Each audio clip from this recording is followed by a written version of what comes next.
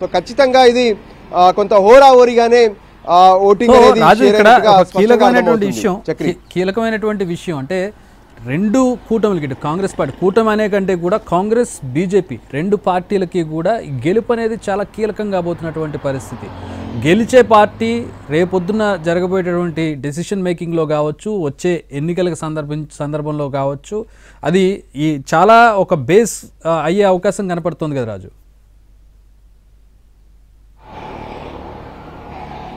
Yes ఖచ్చితంగా చక్రి, ఎందుకంటే సార్వత్రిక ఎన్నికల తర్వాత ఇక దేశవ్యాప్తంగా ఏ రాష్ట్రాల్లోనైతే బీజేపీ అధికారంలో లేదో ఖచ్చితంగా అక్కడ పాగా వేయాలని చెప్పి బీజేపీ ప్లాన్ వేస్తుంది. అదే సమయంలో గత ఎన్నికల కంటే ఈసారి మెరుగ్గా ఉన్నామని చెప్పుకుంటున్నటువంటి ఇండియా కూటమి, అంటే కాంగ్రెస్ సారథ్యం వహిస్తున్నటువంటి కూటమి సైతం ఖచ్చితంగా తమ పర్ఫార్మెన్స్ను పెంచుకుంటూ ముందుకెళ్ళాలి.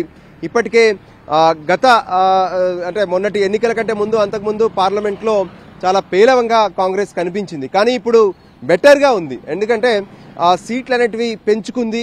ఒకవైపు ప్రతిపక్ష పాత్ర కూడా మేము పోషించేందుకు సిద్ధంగా ఉన్నామంటూ పార్లమెంట్లో కనిపిస్తుంది. సో జాతీయ రాజకీయాల్లో సైతం ఇప్పుడు ఈరోజు వచ్చేటటువంటి ఎన్నికల ఫలితాలు ప్రభావాన్ని ఖచ్చితంగా చూపుతాయి. ఎందుకంటే జార్ఖండ్ కావచ్చు, ఇటు మహారాష్ట్ర కావచ్చు. సో మహారాష్ట్ర విషయానికి వస్తే 288 స్థానాలు ఉన్నటువంటి రాష్ట్రం కావడంతో ఖచ్చితంగా మహారాష్ట్ర ఫలితాలు అనేటువంటివి దేశవ్యాప్తంగా ఉన్నటువంటి రాజకీయాలతో పాటు ప్రత్యేకంగా జాతీయ రాజకీయాలు అంటే పార్లమెంట్లో కూడా దీని ప్రభావం ఖచ్చితంగా కనిపిస్తుంది. సో దానికి అనుగుణంగానే ఇక్కడ ఈ రెండు పార్టీలు సైతం తమ కూటమే గెలవాలనే ఆలోచనతోనే ముందుకెళ్లారు. సో ఖచ్చితంగా గెలుస్తుందనే ఆశను కూడా ఇప్పటి వరకు వాళ్ళు వ్యక్తం చేస్తున్నటువంటి పరిస్థితి కనిపిస్తుంది. కానీ ఆ స్థాయిలోనే ఎఫర్ట్స్ కూడా పెట్టారు వాళ్ళు అక్కడ. కానీ ఓటర్స్ ఏ విధంగా తీసుకుంటారు ఏందనేది కూడా కొంత కీలకంగా మారే అవకాశం అయితే స్పష్టంగా కనిపిస్తుంది. ఏదేమైనా నిజంగా వీళ్ళకు పరీక్ష లాంటిది అని చెప్పుకోవచ్చు. ఎందుకంటే సార్వత్రిక ఎన్నికల తర్వాత హర్యానా, జమ్మూ కాశ్మీర్ ఎన్నికలు జరిగాయి. సో హర్యానాలో కాంగ్రెస్ ఖచ్చితంగా గెలుస్తుందనే ఎక్స్పెక్టేషన్ కనిపించింది. సర్వేలు కావచ్చు, రాజకీయ విశ్లేషకులు కావచ్చు, అందరూ కూడా అదే విషయాన్ని స్పష్టం చేసినటువంటి పరిస్థితి కనిపించింది. కానీ కేంద్రంలో ఏ విధంగానైతే మూడోసారి బీజేపీ అంటే ఎన్డీఏ అధికారంలోకి వచ్చిందో అదేవిధంగా హర్యానాలో మూడోసారి అధికారంలోకి వచ్చి బీజేపీ చరిత్ర సృష్టించింది.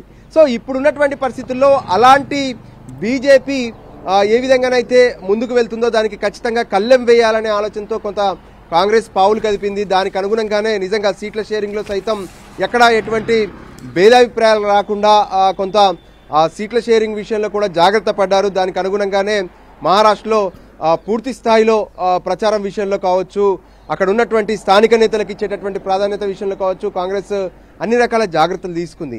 అయినప్పటికీ కూడా ఈరోజు వచ్చేటటువంటి ఫలితాలు మాత్రం రెండు వర్గాలను అటు బీజేపీ కావచ్చు, ఇటు కాంగ్రెస్ కావచ్చు ఇద్దరిని టెన్షన్ పెడుతున్నటువంటి పరిస్థితి అయితే స్పష్టంగా కనిపిస్తుంది. ఎందుకంటే దేశంలో ఉన్నటువంటి ఒక కీలకమైనటువంటి రాష్ట్రంలో పాగా వేయడం అనేది ఖచ్చితంగా అవసరం. కానీ అదే సమయంలో ఇప్పుడు మహారాష్ట్రలో స్థానిక పార్టీలదే హవా. ఎందుకంటే అక్కడ ఉన్నటువంటి ఎన్సీపీ కావచ్చు, అక్కడ ఉన్నటువంటి శివసేన కావచ్చు, వాటి నుంచి చీలిక చేసుకుని బయటకు వచ్చినటువంటి నేతలు కావచ్చు. సో ఏదేమైనా మహారాష్ట్ర రాజకీయాలు అనేటువంటివి జాతీయ రాజకీయాలతో పాటు దేశవ్యాప్తంగా ఉన్నటువంటి అన్ని రాష్ట్రాల్లో కూడా ఈ ఫలితాల ప్రభావం అనేది ఖచ్చితంగా కనిపించే అవకాశాలు అయితే స్పష్టంగా ఉంది. చక్రి, రైట్, ఇది వెరీ ఆబ్వియస్ అయినా కూడా వయనాడ్ గురించి మాట్లాడుకోవాలి రాజు. వయనాడ్కి సంబంధించి పోలింగ్ శాతం తగ్గింది, దాదాపు 10% పోలింగ్ శాతం తగ్గినటువంటి పరిస్థితి. పోయినసారి రాహుల్ గాంధీ పోటీ చేసిన దానికి ఇప్పుడు ప్రియాంక గాంధీ పోటీ, ఇప్పటికే ఆవిడ 20,000 ఓట్ల ఆధిక్యంలో కనపడుతున్నటువంటి పరిస్థితి. గెలుపు చాలా లాంఛనంగా కనపడుతోంది. సో ఏంటి, ఎట్లా ఉందనుకోవచ్చు వయనాడ్లో పోలింగ్ సరళి కావచ్చు, అక్కడ కాంగ్రెస్కి ఉన్నటువంటి బలం కావచ్చు? ఎస్, నిజంగా వాయనాడు ఈరోజు వచ్చేటటువంటి ఫలితాలు మొత్తం ఒకెత్తైతే కొంత వాయనాడు పైన కూడా ప్రతి ఒక్కరి ఫోకస్ కనిపిస్తుంది. ఎందుకంటే ప్రస్తుతం లోక్సభలో ప్రతిపక్ష నేతగా ఉన్నటువంటి రాహుల్ గాంధీ, కాంగ్రెస్ అంతా చెప్పుకుంటున్నట్టుగా భావి భారత ప్రధాని అని కూడా ఖచ్చితంగా చేసి తీరుతాము, ప్రధానిగా రాహుల్ గాంధీ అవుతారు అని వాళ్ళు చెప్పుకుంటున్నటువంటి పరిస్థితి కనిపిస్తుంది. దానికి అనుగుణంగానే రాహుల్ గాంధీ గత సార్వత్రిక ఎన్నికల సందర్భంగా దేశవ్యాప్తంగా పార్లమెంటుకు జరుగుతున్నటువంటి ఎన్నికల్లో తను గతంలో ఏ విధంగానైతే అటు అమేధీ మరోవైపు వాయనాడ్ నుంచి పోటీ చేసి అమేధిలో ఓడిపోయి వాయనాడులో గెలిచారు. ఏది ముందు ఇప్పుడు జరిగిన ఎన్నికల కంటే ముందు. కానీ ఆ తర్వాత తను వాయనాడులో కొన్ని ఇబ్బందులు కూడా తలెత్తినటువంటి పరిస్థితి కనిపించింది. ఒకసారి తను అనర్హత వేటు కూడా అక్కడి నుంచి గురైనటువంటి పరిస్థితి కనిపించింది. తర్వాత సుప్రీంకోర్టులో రిలీఫ్ కూడా దక్కింది.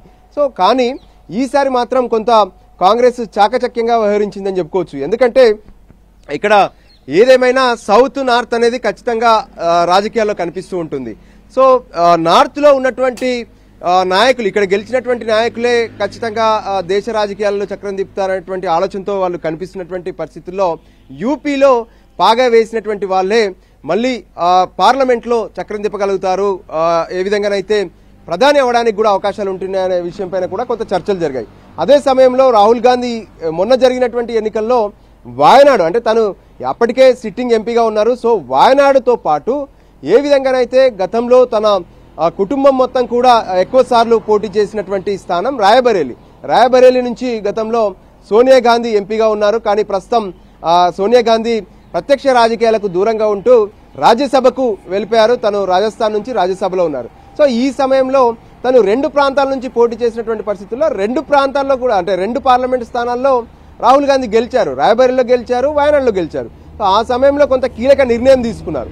సో రాహుల్ గాంధీ ఖచ్చితంగా యూపీలో ఉన్నటువంటి రాయబరేలీ నుంచే ప్రాతినిధ్యం కొనసాగాలి. సో వాయనాడులో రాహుల్ గాంధీ ద్వారా రాజీనామా చేయించి కొత్త వాళ్ళకి అవకాశం ఇవ్వాలనేటువంటి సమయంలో ప్రియాంక గాంధీకి ఇక్కడ ఛాన్స్ ఇచ్చారు. సో ప్రియాంక గాంధీ కూడా ఇప్పటికే నేరుగా ఎన్నికల్లో ఎక్కడా పోటీ చేయకపోయినప్పటికీ దేశవ్యాప్తంగా జరుగుతున్నటువంటి ప్రతి ఎన్నికలో కూడా తను ప్రచారం చేయడం, తర్వాత కొన్ని పార్లమెంటు నియోజకవర్గాలకు పూర్తి స్థాయిలో బాధ్యత కూడా తీసుకున్నారు. ఒక రకంగా చెప్పాలంటే సార్వత్రిక ఎన్నికల్లో అమేథీ కావచ్చు, రాయబరేలీ, ఈ 2 పార్లమెంట్ స్థానాలకు ఆవిడే బాధ్యత తీసుకున్నారు. ఇక్కడ రాహుల్ గాంధీని గెలిపించడమే కాకుండా కిషోర్ లాల్ శర్మ, అంటే ఏదైతే గతంలో రాహుల్ గాంధీ పోటీ చేసి ఓడిపోయినటువంటి అమేథీలో మళ్ళీ కాంగ్రెస్ ని గెలిపించుకున్నారు. సో ఈ విధంగా కొంత ప్రియాంక గాంధీ సైతం తన ప్రచారం విషయంలో కావచ్చు, తను ప్రజలకు దగ్గర అవుతున్నటువంటి విషయంలో కావచ్చు, ఆమెకు కూడా ఇప్పుడు చరిష్మా పెరుగుతున్నటువంటి పరిస్థితి కనిపించింది. సో ఈ సమయం సరైంది ప్రియాంక గాంధీని రాజకీయాల్లోకి, అంటే ప్రత్యక్ష ఎన్నికల్లోకి తీసుకురావాలనుకున్నారు. మొత్తానికి వాయనాడు నుంచి పోటీ చేయించారు. సో ఈ రోజు వాయనాడులో కూడా రాహుల్ గాంధీ తర్వాత ప్రియాంక గాంధీని ఖచ్చితంగా అక్కడ ఉన్నటువంటి జనం ఆశీర్వదించే అవకాశం అయితే స్పష్టంగా కనిపిస్తుంది. ఇప్పటి వరకు ఉన్నటువంటి ఆ ఓట్ల కౌంటింగ్ లో వస్తున్నటువంటి ఆ సరళిని చూస్తుంటే మాత్రం ఖచ్చితంగా ప్రియాంక గాంధీ మంచి మెజారిటీతో గెలిచే అవకాశం అయితే స్పష్టంగా కనిపిస్తుంది. Absolutely Raju, thanks for the update. So Priyanka